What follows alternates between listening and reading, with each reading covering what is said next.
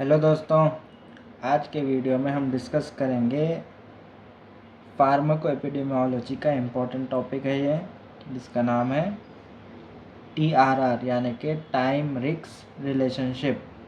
ये कॉन्सेप्ट बताता है कि किसी भी ड्रग का एडवर्स इफेक्ट, ठीक है, जो भी एडवर्स इफेक्ट है किसी भी ड्रग का, रिस्क टाइम के साथ कैसे चेंज होता है, उसका रिस्क कैसे चेंज होता है। चलिए देखते हैं डेफिनेशन के साथ। The TRR describes how the risks of an adverse effect from a drug or exposure changes over time. TRR बताता है कि एक ड्रग लेने के बाद किस समय पर उसका साइड इफ़ेक्ट या एडवर्स रिएक्शन होने का रिस्क सबसे ज़्यादा होता है। ये रिलेशनशिप इम्पॉर्टेंट होती है बिकॉज कुछ ड्रग्स इमीडिएट इम्पैक्ट देते हैं हमारे को, थोड़े ड्रग्स क्या करते हैं, डिलेड, थोड़े लॉन्ग टर्म में हमें उसका इफेक्ट बताते हैं। जो भी उसका एडवर्स इफेक्ट रहेगा, थोड़े ड्रग्स इमीडिएटली बताते हैं, थोड़े डिलेड करते हैं, थोड़े लॉन्ग टर्म के बाद हमें इफेक्ट्स बताते हैं। पहले हम देखेंगे इमीडिएट वाले। एग्जाम्पल है उसका प्राजोसिन। ये क्या है? प्राजोसिन एक अल्फा ब्लॉकर है। It is an alpha blocker. It is use to treat, क्या ट्रीट करने के लिए यूज़ होता है अल्फा ब्लॉकर? हाइपरटेंशन और BPH।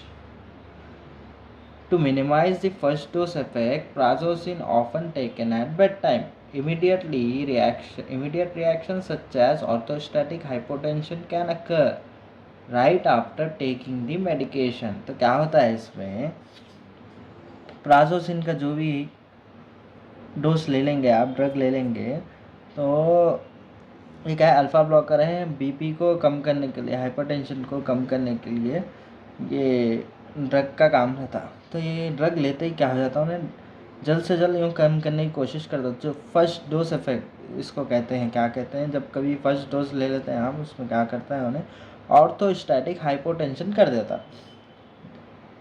फर्स्ट डोज लेने के बाद पेशेंट को ऑर्थोस्टैटिक हाइपोटेंशन हो सकता है, ब्लड प्रेशर सडनली ड्रॉप हो जाता।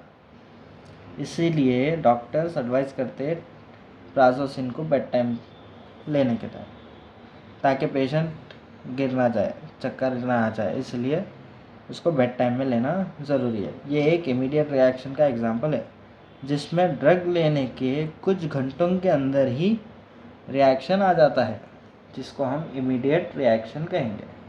इमीडिएट रिएक्शन हो गया। अब हम देखने जाएंगे डिलेड रिएक्शन। इसमें एग्जांपल ले रहे हैं हम एमॉक्सिसिलिन का। We are taking an example of amoxicillin. Amoxicillin is a common antibiotic, लेकिन कुछ लोगों में डिलेड एलर्जिक रिएक्शन होता है इससे, which typically start 7 to 10 days after stopping the medication. इस मेडिकेशन स्टॉप करने के 7 to 10 days के बाद तो होगा। कभी कभी सिम्टम्स ड्रग के बंद करने के 1 से 3 दिन के अंदर भी दिखाई देना स्टार्ट हो जाते हैं। Other medications causing delayed reaction we'll see here. Example: heparin, quinine, sulfonamides, vancomycin, gold compounds, beta-lactam antibiotics and NSAIDs। ये ड्रग्स भी एडवर्स रिएक्शन करते हैं। इनका डेज या वीक्स के बाद हमें उसका रिएक्शन मालूम होता है। एग्जाम्पल देख लीजिए। हेपेरिन का क्या होता है? डिलेड थ्रोम्बोसाइटोपिनिया होता है। क्विनाइन का क्या होता है? Delayed hypersensitivity. सल्फोनामाइड्स का एलर्जिक रैशेस होते हैं।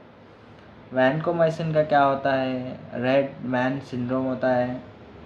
गोल्ड सॉल्ट्स का क्या होता है? डर्माटाइटिस होता है। वे विदिन वीक्स में होता है। बाकी के दूसरे भी है, जैसा कि बीटा लैक्टम का भी रैशेस होता है। NSAIDs के भी क्या होता है? स्किन रिएक्शंस होते हैं। साथ ही साथ NSAIDs का मेन इफेक्ट GI ट्रैक पर भी होता है। GI ट्रैक पर भी वो इफेक्ट करता है NSAID। तो इसी के साथ देखेंगे कि ओवरव्यू के साथ कि TRR यानी कि टाइम रिस्क रिलेशनशिप का मतलब क्या था। ड्रग का रिएक्शन किस समय पर होता है, इमीडिएट, डिलेड या लॉन्ग टर्म। ऐसा हो सकता है ड्रग का रिएक्शन, इसको हम टाइम रिस्क रिलेशनशिप बोलेंगे।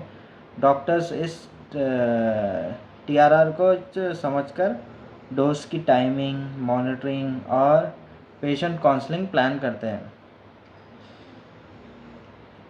इमीडिएट रिएक्शन यानी प्राजोसिन का एग्जांपल लेते हैं हम, जो कि ऑर्थोस्टैटिक हाइपोटेंशन कर रहा था। डिलेड रिएक्शन एमोक्सिसिलिन रैशेस कर रहा था 7 to 10 डेज के बाद। और TRR हेल्प करता हमें इन एंटिसिपेटिंग एंड प्रिवेंटिंग एरियाज। तो दोस्तों ये वीडियो कंप्लीट हो चुकी है। अब उम्मीद करता हूँ एक्सप्लेनेशन समझ में आएगा आप लोगों को। मिलते हैं फिर नेक्स्ट वीडियो में।